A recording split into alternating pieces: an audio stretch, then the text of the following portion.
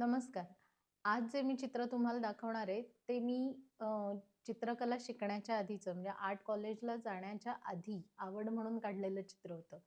ते चित्र काढायला मला 8 तास लागले होते. तेव्हा मला कुणीही चित्र काढणं शिकवलं नव्हतं.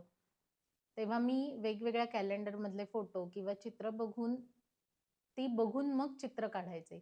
तर अशा पद्धतीने काढलेलं ते चित्र होतं.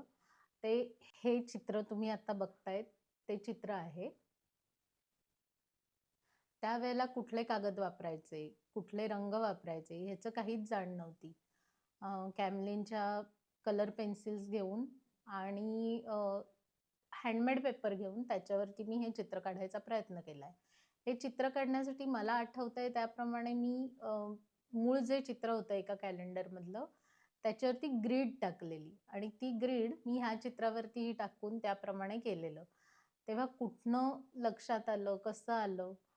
तर पेन्सिलचं चित्र काढताना ग्रीड अगदी हलक्या रंगात आली पाहिजे किंवा हलकी आली पाहिजे, जेणेकरून ती खोडता येणार नाही. नाहीतर मग पेन्सिलचे रंगही खोडले जातील. त्यावेळेला हेही माहिती नव्हतं, की पेन्सिल चित्र काढून झाल्यानंतर फिक्सेटिव्ह स्प्रे येतो, की ज्याने चित्र पुसलं जात नाही किंवा पसरलं जात नाही किंवा खोडलं जात नाही. ह्याचीही त्यावेळी काही कल्पना नव्हती. अशा वेळेला काढलेलं हे चित्र आहे. या चित्रातला त्यावेळी मला आठवतोय तो अवघड भाग असा होता, की लहान मुलाचा चेहरा. तो लहान मुलासारखाच निरागस, गोंडस वाटायला हवा होता. त्याच्याबरोबरचं खेळणं, आईचे आणि मुलाचे डोळे आणि केस हे सर्वात जास्त कठीण वाटलेले भाग होते. केस काढताना तरीही तितकं नाहीये झालं, पण डोळ्यांमध्ये जिवंत भाव यायला पाहिजे, ते खरे वाटायला पाहिजेत, ह्याच्यासाठी अतोनात प्रयत्न केले होते.